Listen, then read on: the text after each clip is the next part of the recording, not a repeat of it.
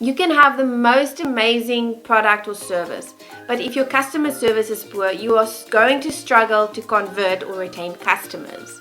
Customer relationships in the business model canvas in this mini-series is all about how will you interact with your customers. And very often people get confused because the channel is how you reach your customers. The relationship is how you interact with them. And don't mix these two up. So if you say that you are going to be calling customers, say cold calling, your channel is via telephone. Your customer relationship is via an in-person sales agent. That's where the difference comes in. So we are starting a print-on-demand t-shirt business. For me, what my customer relationships would look like, I'm not going to be calling them. I will have a website. So this is how I interact with my customers. I will have a website with information. I might have a contact form on my website where they can contact me. I don't want them to be calling me during the day because I'm actually working during the day. This is a side hustle. So what I will be doing is putting an email there with a message. The response time or the turnaround time to receive a response is 12 to 24 hours, for instance. Then I know I can make time in the evenings to respond to their emails. An alternative is to perhaps put a WhatsApp icon there and say you can WhatsApp this number, but for now I will stick to the emails. They will be checking out via a basket, an e-commerce store. So I won't be having a sales agent. You can have a chatbot on the website, for instance.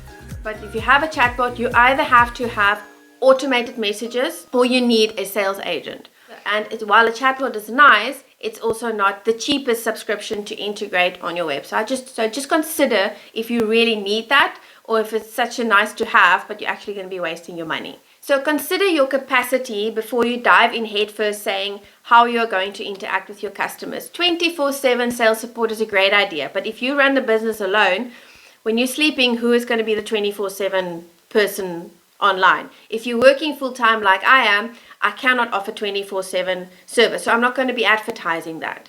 If you're going to do cold calling, are you going to be doing the cold calling or you're going to hire someone? If you hire someone, you need to consider that if they're employed by you, there's a whole bunch of other human resource and legal aspects that you need to consider before you hire someone, not to even to mention accounting. So the best idea if you have to hire someone would be to have an independent contractor kind of agreement that you pay them per hour. Then it's not your baby on the payroll, you don't have to worry about that. Or if it's a friend that's helping you, that's the part that they're putting into the business. If you have people filling out forms, always consider how user-friendly are the forms. How informative is the content of your website? Do they get all the information that they need, or are they left hanging by the end of your website and you want to convert them but they don't have enough information to be convinced to actually buy into your product or your service? So if you're not going to be interacting with them directly, make sure that whatever channel you use gives them enough information so that you are able to convert them without speaking to them directly.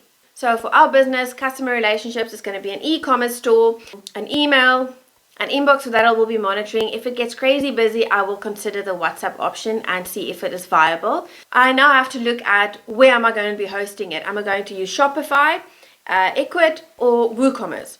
Personally, I know how to build a website, so I'm probably going to be going to the WordPress, WooCommerce side of things because Shopify can actually be quite pricey with their transaction fees if you just want to start out. And that's a wrap on customer relationships. Be sure to subscribe to receive an update on the next part of our mini-series on the business model canvas, which is key activities. Thank you for watching. I'll see you next time.